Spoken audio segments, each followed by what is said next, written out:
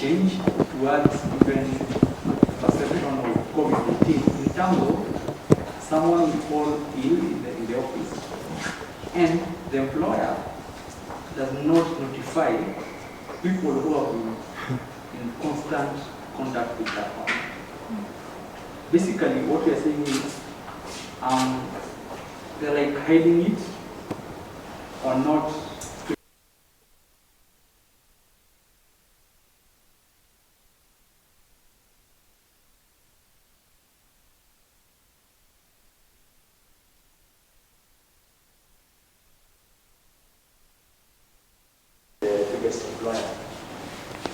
What are some of the mistakes that SMEs produce? So we're looking at a trend where about 1,000 seekers will apply for any one job on the platform.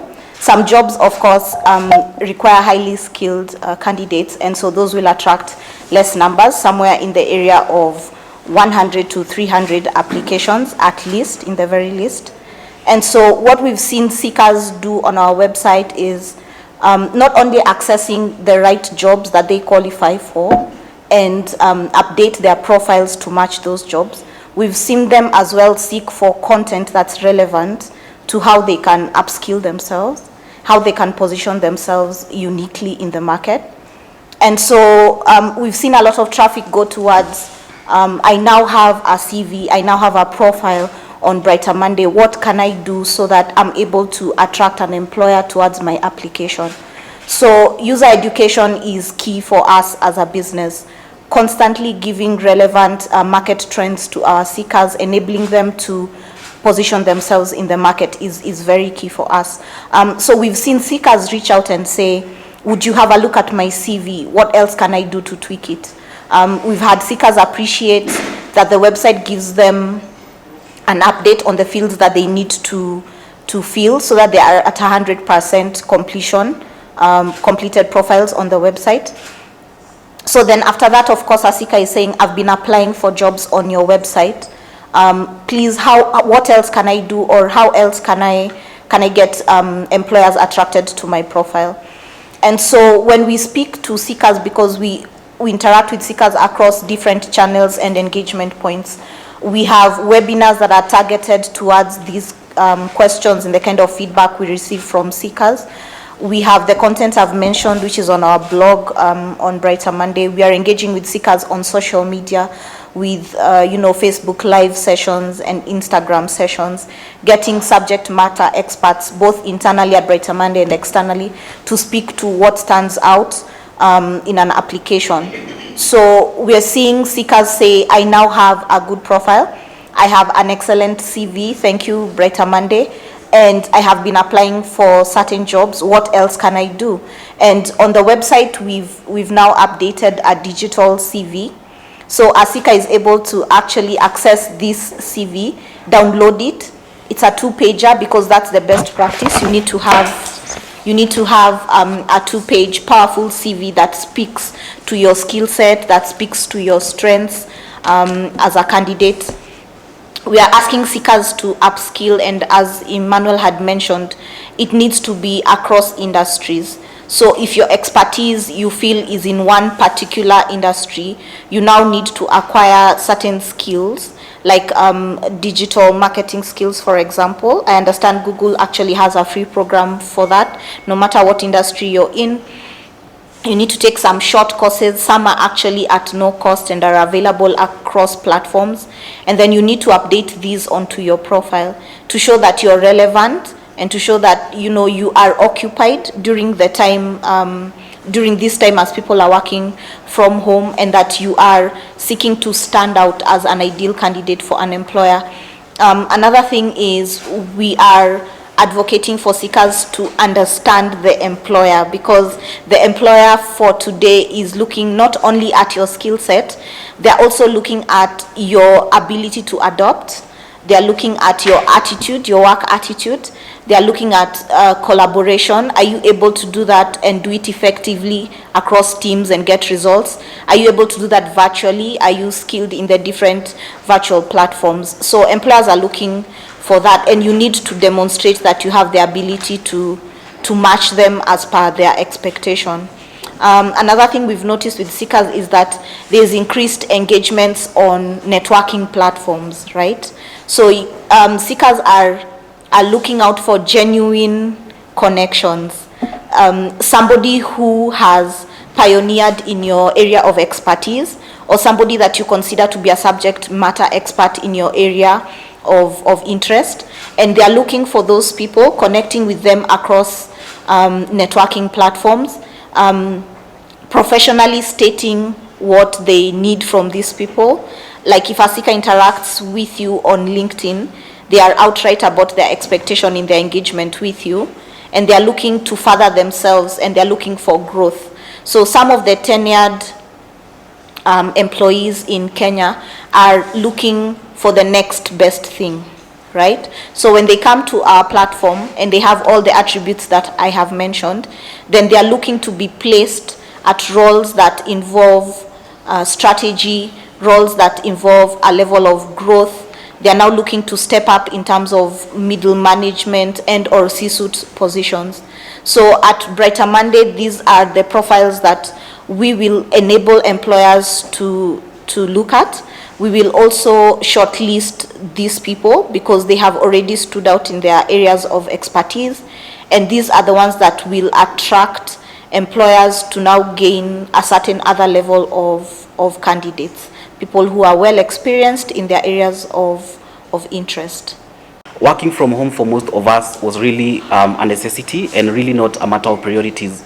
Reason being the fact that COVID came, it hit us. We've seen a spike of numbers. I mean, the last few months as well. Most of the tech firms had an upper advantage because they had already put forward resources which could have really helped them to be able to mitigate the situation as it was. So 80% of tech firms were able to embrace the work from home situation quite really fast. But I think also on the other end, small and medium firms and enterprises were really much affected because they didn't have that work from home program before, and then they had to really put forward a lot of resources. And I think even right now, they are still affected by the situation as it is, but most of them are really working towards making sure that they are either putting their resources to assist their teams to work from home, or if their guys are working from the office, then they have to really support them towards making sure that that is happening. Morning once again. It's glad to have everyone here, especially a physical meeting. You can imagine it's been, it's out of the norm now that we're used to working from home and connecting virtually. So I will take you through the Kenya job market and why we do this. Of course, Brighter Monday is a leading recruitment solutions provider in the market. And the reason why we call you is because you have the ability to pass the message, especially to those who need it, from an employer's point of view, who are struggling with various challenges, and also job seekers or candidates who are looking for job opportunities. So for us, we provide information to the labor market so that we inform ourselves with better strategies on how to handle, abnormal situation. It's a crisis for sure, and we have to really be entrepreneurial in how we seek solutions and innovate. I would lie to you if I say there is a COVID expert anywhere in this world. I think we learn on the go. We use data to understand trends, and what's working, I think for us, it's our ability to share that. And we can share best practice, especially with small companies who do not have the resources to understand or maybe create strategies that will better their position. So as you mentioned earlier, Kimani and Pansy, we're on the third wave. We really don't know what's going to happen. It is the last wave, or we're going to have a fourth wave. And it's an healthcare crisis. But for us, and more importantly, it's an economic crisis from an employment point of view. Before COVID, I was involved in many forums where we were discussing unemployment rates, especially for young people. We had seen over 75% of young Kenyans between 19 and 35 years do not have job opportunities. That was a big conversation. So you can imagine now we are talking about unemployment, especially for young people, and now we have actions from Corona which leads to job cuts. So those who are employed are losing jobs. So the situation becomes dire, and the economic crisis from an employment point of view is even a larger impact. We've seen from the data that since COVID began March last year, 2.8 million Kenyans have lost jobs, which is a huge number. And this is an approximation. The last number I checked, Q3 or Q4 of 2020, we had lost already 2 million jobs. And from our analysis, we can see already that has increased. And the gap is growing by double digits. So from 5% to 10% every quarter, it's growing by 100%, which is a crisis, as I've mentioned. And we've seen some industries that have been hit hard. And for those you have seen out there, the hospitality industry and leisure, entertainment industry, and healthcare, I think, in a way, but that's moving on a positive direction. And we've seen some industries that have been impacted positively. So this is the tech Kimani is talking about, e-commerce space, the online marketplace, and all these industries that do not involve meeting physically. So one of the trends that we've drawn from this is that we've seen candidates who are looking, or rather who are applying for jobs across industries. So we'll find a candidate who's been in the hotel industry looking for a job in the e-commerce industry. Yeah, that's the cross-industry job applications that we've seen as an increase. Yeah, and with that, it forms a number of challenges in a good and a bad way. One, as recruiters, employers come to us and they ask us, this is the minimum requirements. We need someone who has 3 years of experience in the hospitality industry or whatever industry. So what do you tell a candidate, or how do you shortlist a candidate that is applying from a different industry, because they are not a priority or preferred option from an employer shortlisting point of view? And with that, as Brighter Monday, we thought deeper, because we believe that these candidates have the skill and the ability to deliver. So we introduced the skills assessment. And the skills assessment is a test that a candidate can take and show their core competencies and knowledge to be able to deliver, even if they cross to a different industry. And for us, we provide technology, which is the application tracking system, that helps the employer objectively make decisions. Now, they're not making decisions based on you've been in this industry, but you have the ability and you have the knowledge to deliver. And that's why we're moving people from industry 1, which is mostly affected, to another industry that is good talent that employers need to consume. And it's with that we talk to especially micro, small, medium enterprises who do not have the knowledge and ability to get that, and small, medium enterprises in that time, so that they can be able to grow their business. With that, of course, we always encourage employers. We launched an Earn and Refer and Earn campaign, which helps employers distribute this knowledge to their networks, and also even earn more benefits by unlocking more opportunities by getting the skill assessment. So we've seen emerging skills and during the COVID period, which are required by the job market, which include artificial intelligence. So technology has always been an enabler to help organizations meet their goals. So there's an increased demand in artificial intelligence or algorithms that helps to predict behavior and propose better solutions.